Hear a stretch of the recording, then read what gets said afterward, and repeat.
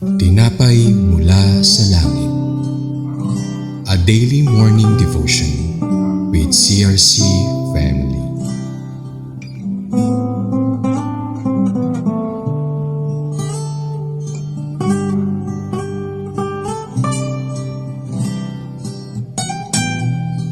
Sa mapagpalang umaga sa mga taga-subaybay ng tinapay mula sa langit. God is good all the time, and all the time, God is good. Ako po si Brother Danny Quizon from CRC Antipolo. Samahan niyo ako sa ating programang Tinapay mula sa langit, ang pang-araw-araw na pagkain ng ating kaluluwa ng salita ng Diyos. Ngayong umaga ay matutungayan natin sa aklat ng Hukom o Judges ang ating pagbubulayan sa chapter 2 verses 11 to 13. Tayo po ay dumako sa diwa ng pananalangin. Aming Ama sa langit, nagpapasalamat po kami sa isang umagang kay ganda. Kami ay nagising na may panibagong siglat, takas at pag-asa. Gabayan mo po kami at turuan sa iyong mga salita na aming pagbubulayan upang malaman at maunawaan namin kung ano ang nais mo upang masunod namin na may katapatan. Ito pong aming dalangin sa ngalan ni Jesus. Amen. Ang pamagat ng ating pagbubulayan ay Israel falls into idolatry. Ang Israel o bayan ng Diyos ay nahulog sa pagsamba sa mga Diyos-Diyosan. Basahin po natin sa aklat po ng Hukom chapter 2 verses 11 to 13. Verse 11, ginawa ng mga Israelita ang masama sa paningin ng Diyos at sumamba sila sa mga Baal. Verse 12, tinutulkuran nila ang Panginoon, ang Diyos ng kanilang mga ninuno, naglabas sa kanila mula sa Egypto. Sumunod sila at sumamba sa iba't ibang Diyos ng mga bansang nakapaligid sa kanila. Kaya tapukaw nila ang galit ng Panginoon. Verse 13, tinutulkuran nila ang Panginoon at naglingkod kina Baal at Astaroth. Ang Hukom chapter 2 verses 11 to 13 ay malinaw na larawan ng paulit-ulit na pagbaksak ng Israel. Matapos silang iligtas at pagpalain ng Diyos, nakalimot sila at pinalit ang mga Diyos-Diyosan sa kanilang pagsamba. Kasaysayang ito ay babala hindi lamang sa Israel, kundi pati sa ating lahat sa kasalukuyan nating panahon. Sa talata 11, ginawa ng mga Israelita ang masama sa paningin ng Diyos. Ito ang paglimot ng Israel sa Diyos. Ano ang ginawa nilang masama sa paningin ng Diyos? Ito ay ang pagsamba nila sa ibang mga Diyos. Hindi bigla ang kanilang pagbaksak. Ito ay nagsimula sa paglimot nila sa Diyos na naglabas sa kanila mula sa Egypto. Kapag ang alaala ng kabutihan ng Diyos ay nawala, ito ang simula ng paglimot sa mabubuting bagay na ginawa ng Diyos sa ating mga buhay.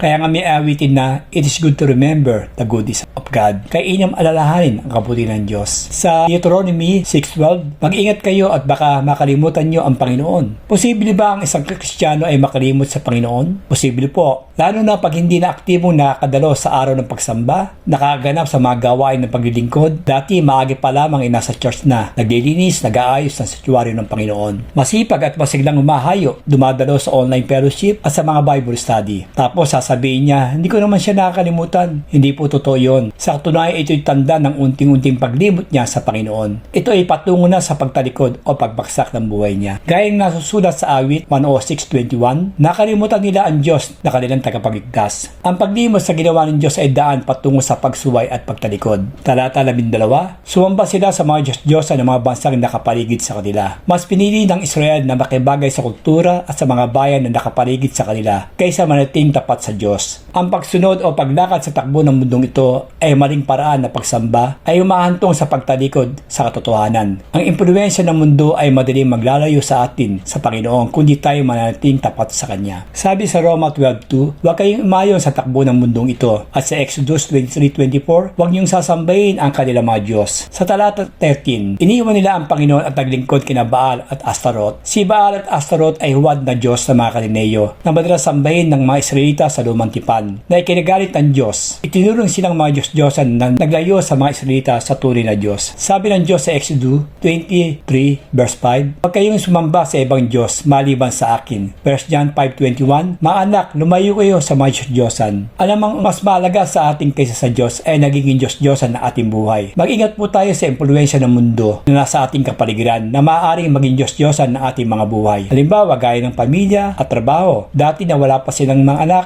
at trabaho ay aktibo sila sa pagsamba at paglilingkod sa Diyos. Pero nang sumagana na, nakalimutan na ang Diyos na nagpala sa kanila. Ang social media, yung mga teleserye na panoorin sa TV, YouTube, FB at marami pang iba. Ang pagbagsak ng Israelita ay nagsimula sa pagsuway nila, naging sanhi ng paglimot at pagtalikod nila sa tunay na Diyos. Kaya nagawa nilang sumamba sa mga Diyos-Diyosan. Ito rin ang panganib na hinarap natin ngayon dahil maraming bagay sa nagbabagong panahon na maaaring natin ay ipagpalit natin ang Panginoon. At ito ay maaaring maging daan ng ating pagsuway at maging daan din po ng ating paglimot at pagtalikod sa ating Diyos. Mga kapatid, patuloy nating alalahanin ang mabubuting bagay na ginawa ng Panginoon sa ating mga buhay. Huwag tayong makibagay sa kasalanang umiiral sa mundong ito. Panatilihin natin ang Diyos lamang ang sentro ng ating pagsamba at wala ng iba. Katulad nga po ng sinabi ni Joshua chapter 24 verse 15, "Muhit para sa akin at sa aking sambahayan, kami ay maglilingkod sa Panginoon." Tayo po yung manalangin. Panginoon, maraming salamat sa pagpapaalala mo sa amin at pagturo sa mensaheng ibinigay mo upang hindi kami magkamali at makasuway sa nais mo. Tulungan niyo po kami na masunod namin ang iyong kalooban na may katapatan. Turuan mo po kami na patuloy namin alalahanin ang kabuti ng ginawa mo sa buhay namin. Panginoon, salamat po. Dati kami ay sumasamba sa mga iba't ibang Diyos-Diyosa sa mundong ito.